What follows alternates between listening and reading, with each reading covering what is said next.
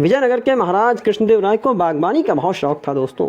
उनके महल के पीछे सुंदर बाग थे जिसमें कई तरह के फलदार पेड़ लगे हुए थे। एक बार महाराज ने अपने दरबारियों से कहा कि उन्हें सबसे मीठे फल खाने हैं। नमस्कार साथियों, मैं कवि प्रिंस और आप कहानी सुन रहे हैं तेनालीराम और आम के पेड़ की।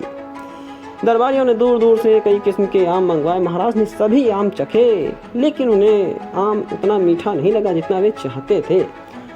वे थोड़ा निराश हो गए। तेनालीराम ने आगे बढ़कर कहा, महाराज क्या मैं कुछ कह सकता हूँ? महाराज ने मुस्कुराते हुए कहा, जरूर तेनालीराम, तुम तो हमेशा कुछ न कुछ अनोखा ही कहते हो। तेनालीराम ने कहा, महाराज मेरे गांव में एक ऐसा आम का पेड़ है जिसके आम दुनिया में सबसे मीठे होते हैं। महाराज ने सुनकर बड़ी उत्सुकता हुई पूछा, यह सच में? तो फिर तुम उन आमों को क्यों नहीं लाए यहाँ? तेनालीराम थोड़ा उदास हुए और कहा, महाराज बात यह है कि उस पेड़ तक पहुँचना बहुत मुश्किल है। वह एक घने जंगल के बीच में है, वहाँ जंगली जानवरों का बहुत खतरा है। महाराज को तेनालीराम की बातों पर विश्वास हो जाता है। उन्होंने सोचा कि ज़रूर वह बहुत खास पेड़ होगा, तभी तो इतना मुश्किलें हैं वहाँ तक पहुँचने में। उन्होंने तेनालीराम से कहा कि ठीक है, अगर इतनी परेशानी है तो जाने दो, शायद किस्मत में उन मीठे फलों का स्वाद चखना ही नहीं लिखा।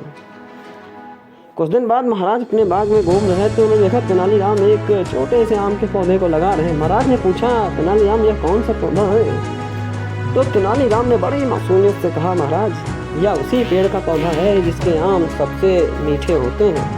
महाराज यह सुनकर उनको यह आश्चर्य होता है। उन्होंने कहा, क्या? लेकिन तुमने तो कहा था कि पेड़ घने जंगल में है, वहाँ पहुँचना मुश्किल है। तेनालीराम हंस पड़ते हैं। हाँ महाराज, मैंने जहाँ जरूर कहा था, लेकिन मैंने यह कब कहा कि पेड़ यहाँ से बहुत दूर है? वह मेरे गांव में ही है, वहाँ पहुँचना थोड़ा मुश्किल ज़रूर है, लेकिन इतना भी नहीं कि एक छोटा सा पौधा यहाँ न लाया जा सके। महाराज कृष्णदेव राय तेनालीराम की चतुरता और हाजिर जवाबी देखकर बहुत खुश हुए।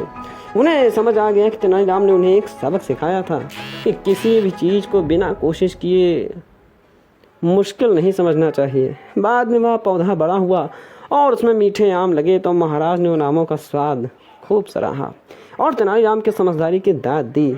दोस्तों, कहानी यह हमें सिखाती है कि मुश्किलों का सामना बुद्धिमानी और चतुराई से किया जा सकता है। तेनालीराम अपनी हाजिर जवाबी न केवल महाराज को खुश किया बल्कि एक महत्वपूर्ण सीख भी दी। साथ ही इसी के साथ कहानी समाप्त होती है। साथ बने रहें, लाइक सब्सक्राइब जरूर करें, अपने दोस्तों तक शेयर भी।